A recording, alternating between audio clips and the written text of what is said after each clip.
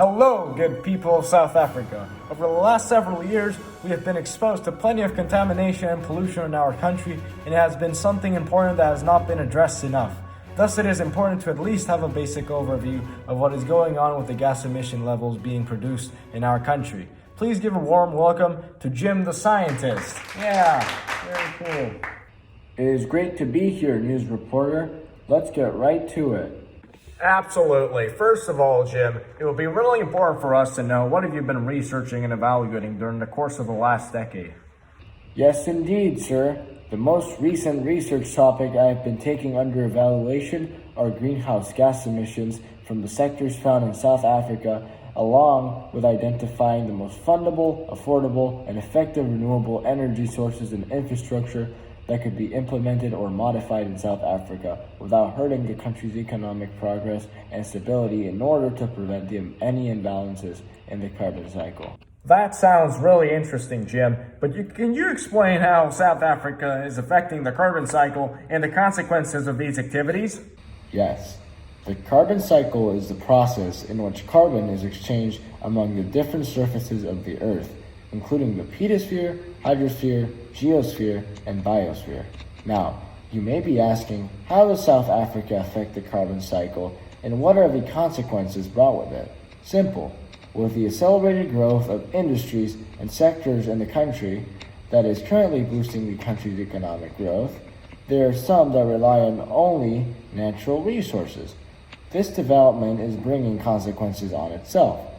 It has been found that the energy sector relies heavily in the extraction and burning of coals for the production of energy in the coal plants. In fact, 81% of the coal extraction occurring in South Africa directly goes to energy production, which is 77% of all energy in South Africa.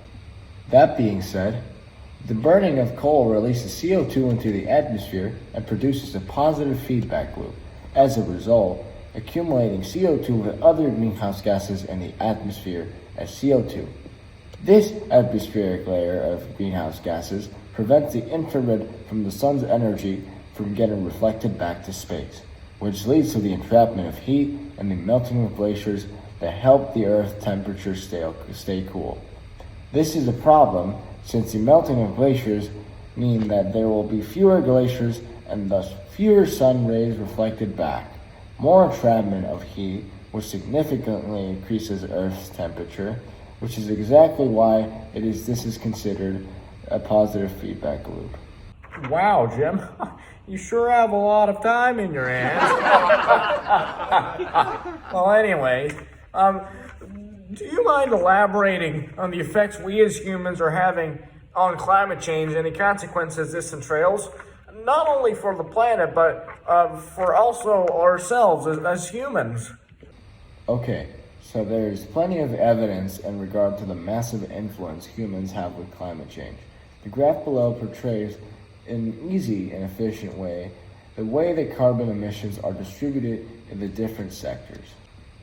As you can see, news reporter, there is a substantial difference between the rest of the sectors in South Africa and the energy sector, in which there's a division indicating how the energy is used within the specific sector.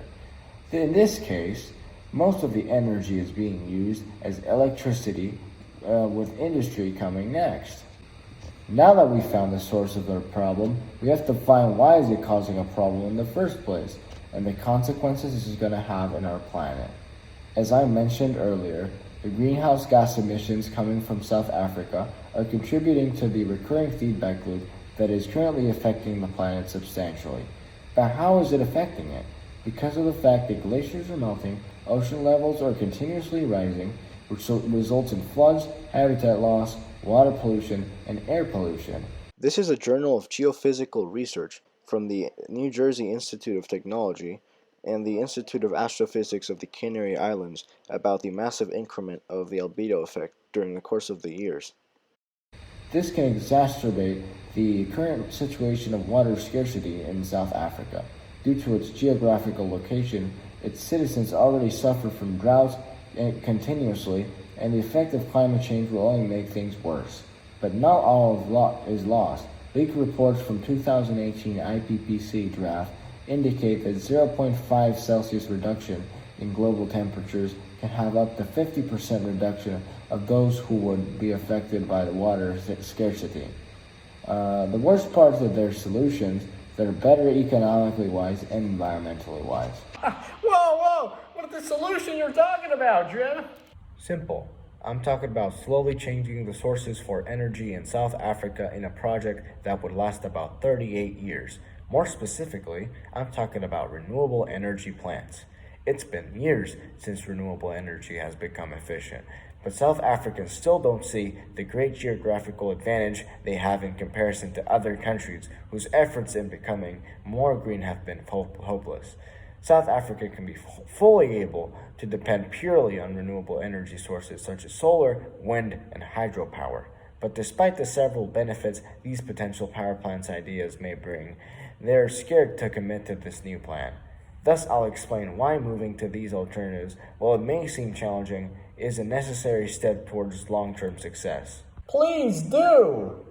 For one, according to the Standard Bank Group, a financial institution that provides financial services and that is very informed in the field of finances and the energy sector in South Africa, stated in their article called Energy Landscape in South Africa Transitions to Baseload-Capable Renewables, that from an environmental perspective, it is becoming more difficult to found coal projects. And it is also suggested that these technologies provide a critical lifeline for Africa's existing utilities to leapfrog into a renewable age of greater efficiency, reduced cost, and renewed investment relevance. In other words, not only are coal plant projects slowly becoming less fundable, but renewable energy plants seem to be cheaper and more efficient. This can also be seen in the article from Paul Semple, the joint head of unlisted credit at Future Growth Asset Management, the country's biggest specialist bond fund manager, state that South Africa has the opportunity to lead the global pursuit of decarbonization by virtue in our country's unrivaled solar, wind, and land resources. We have the competitive advantage of being able to produce naturally clean, cheap electricity from sources that are inexhaustible. Why wouldn't we not do this? Which made me ask the same question as him. Furthermore, according to the Heinrich Böll Foundation, Standard Bank, First Rand Bank Limited, and Nedbank are recently making public their new company policies relating to the funding of these increasingly outmoded and highly polluting technologies, cutting the funds for further plans and modifications of coal plants, such as the 557 megawatt Tabibmetsi plant, which means that money from these institutions can be potentially at the disposal of these new renewable energy plants. All those benefits and no disadvantages. Well, not really. As renewable energy sources come from the weather, it can be quite unpredictable and impossible to control, therefore affecting the amount of energy that is produced. But worry not, as we have 3 different sources of renewable energy, that being solar, wind, and hydro. We are reducing the chances of all 3 being affected. The other big challenge that has not only affected South Africa, but all of the world, is the current COVID-19 pandemic. As explained by Paul Burkhardt in Virus Leaves South Africa's Green Energy Plans in this Way, the 5-week shutdown implemented in South Africa to prevent the spread of the virus has led to the decline in the demand of electricity, leaving the biggest energy companies of South Africa, Eskom Holding SOC, with an excess of energy. This has casted doubt over the profitability of the energy sector for the future years, especially for new renewable companies that are liable to all their costs for up to 20 years after the completion of their project. So, is it possible to show what would happen if we were to implement your solution and what would happen if we didn't? Yes, if we were to look at the current state of this country, along with the evidence gathered, we can predict the outcomes that may occur in the future. Let's first inspect what could be an overview of the future if we were to implement this long-term project. The economy, especially in these times of the pandemic, is in decline and is going to be complicated to maintain certain infrastructure in the country, including the coal plants, which are very expensive. Thus, if we were to implement the plan, it would be significantly more reliable to depend on renewable energy plants than it would on coal plants, and thus the economy in South Africa would be more sustainable and predictable. Additionally, according to the African Climate and Development Initiative, our average annual temperatures have increased by at least 1.5 times more than the observed global average of 0.65 Celsius in the past 50 years. So that being said, these yearly increases in temperature would significantly diminish. Now, what would happen otherwise if we didn't do anything? Well, as it was stated earlier, the economy, even before the COVID-19 pandemic, was already having problems funding coal plant projects. So the economy will keep declining and the carbon emissions will warm up the environment exponentially. Not only this, but it will also bring several problems in the country itself along the way, such as contamination of water. Oh boy, that's terrible. If only I could do something about it. Am I right, Jim? But you can. There are several things that you can make as a normal civilian.